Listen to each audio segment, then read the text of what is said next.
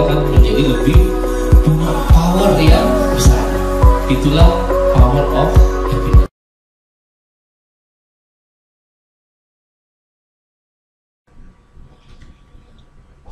Ya, selamat pagi, salam sehat semuanya.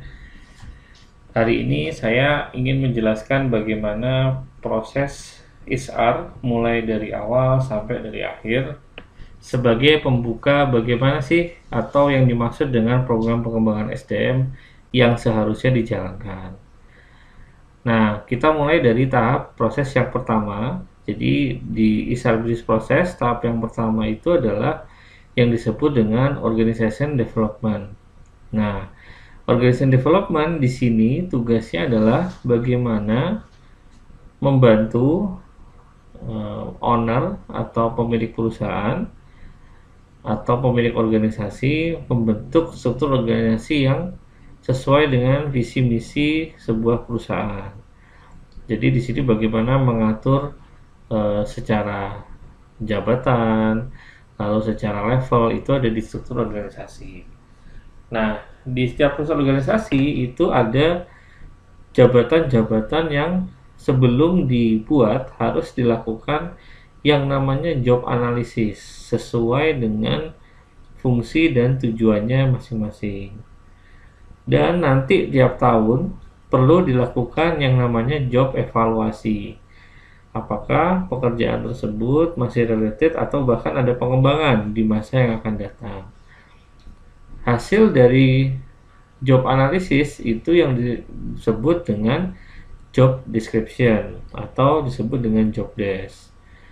Nah, setelah job desk terbentuk, kita masuk ke proses yang kedua, yaitu adalah proses compensation and benefit. Nah, compensation benefit ini adalah setelah kita mengetahui job desk di setiap struktur organisasi, maka tentunya kita akan bisa membuat kira-kira standar salary management structure-nya berapa di masing-masing job desk yang ditentukan, termasuk reward management kalau memang secara organisasi melebihi target performance yang ditentukan. Dan terakhir di sini adalah compensation benefit, termasuk adalah fasilitas atau keistimewaan yang diberikan di tiap jabatan sesuai dengan job desk-nya. Nah, lalu setelah job desk dibuat di tahap pertama, struktur organisasi juga sudah ada, lalu juga secara salary juga sudah ditentukan, maka yang proses ketiga itu adalah yang disebut dengan proses recruitment and assessment. Jadi di sini adalah proses bagaimana seorang HRD merekrut karyawan sesuai dengan job desk dan compensation yang sudah ditentukan sebelumnya.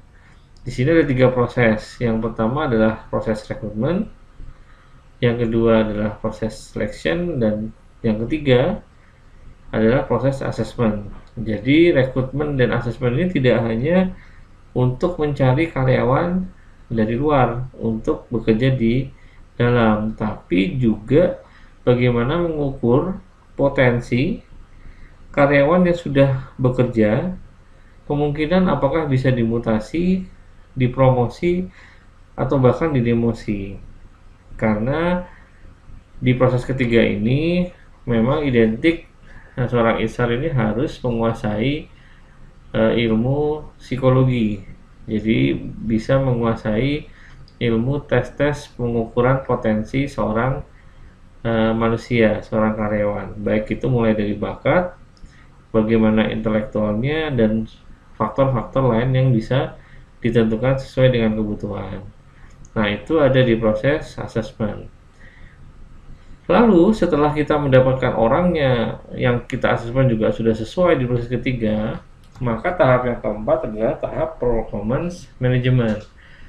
Jadi tahap keempat ini adalah tahap bagaimana mengukur kinerja seseorang yang sudah bekerja di sebuah perusahaan. Jadi tetap walaupun di sisi rekrutmen assessment sudah melakukan asesmen tersendiri apakah memang karyawan tersebut berhak menempati posisi tersebut atau jabatan tersebut, namun secara kinerja tetap harus diukur secara formal. Nah, biasanya kalau performance management identik dengan produknya yang biasanya disebut dengan KPI atau Key Performance Index dengan banyak metode yang sudah ada. Contohnya bisa dengan metode Smart Way, Balance Scorecard, bahkan yang terbaru sekarang adalah dengan teknik OKR, Objective Key Result. Nah, yang harus ditentukan adalah bagaimana teknik penghitungannya. Ini yang harus dibicarakan. Jadi parameter apa yang memang digunakan untuk mengidentifikasikan kinerja seorang karyawan dianggap berhasil atau gagal. Nah, setelah manajemen kinerja sudah dibuat, karyawannya juga sudah ada, standar gaji sudah diberikan, secara job desk juga sudah ada, maka nanti tahap terakhir dari bisnis proses seorang HRD itu ada di training and development. Jadi di sini proses training and development itu adalah bagaimana membuat karyawan ini bisa achieve, bisa berhasil atau bisa mampu melakukan tugasnya sesuai dengan job desk yang sudah ditentukan. Nah, biasanya mengukurnya itu banyak, dan dengan TNA dia mulai dari lihat gap antara kompetensi yang diharapkan, apakah sudah sesuai dengan performance yang dihasilkan. Nah, ini ada di proses training and development. Salah satu dari pengembangan SDM ini juga ada produk, selain training juga ada namanya outbound. Jadi media pembelajarannya sangat banyak di sini. Lalu selain ada training, ada coaching, juga ada assignment.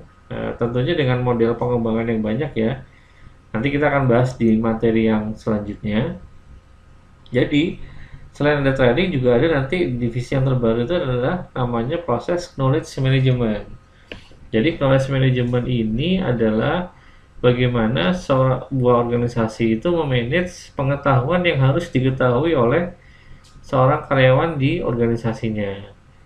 Dan terakhir adalah proses talent management. Talent management ini adalah proses bagaimana sebuah organisasi menentukan karyawan mana yang dikatakan talent dan yang dikatakan tidak talent. Nah, artinya di sini ini bagaimana nih dari proses pengembangan itu nanti ada namanya individual development plan-nya yang akan menentukan apakah karyawan ini talent atau tidak. Nah, tentu talent management juga banyak metode ya, tidak bisa dibahas secara ringkas di sini. Nah, secara basically di antara 5 proses yang sudah saya jelaskan tadi, ada proses yang sebenarnya masuk ke semua lini yang memang harus diperhatikan oleh seorang HRD. Yang pertama adalah dari sisi personalia.